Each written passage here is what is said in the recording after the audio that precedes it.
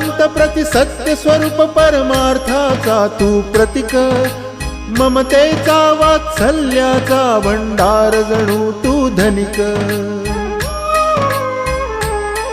तू दयावंत प्रति सत्य स्वरूप परमार्थाचा तू प्रतीक, ममतेचा वात्सल्याचा भंडार जणू तू धनिक। तू सर्वश्रेष्ठ बुद्धीचे प्रतीक सिद्धार्थ गौतम स्वामी,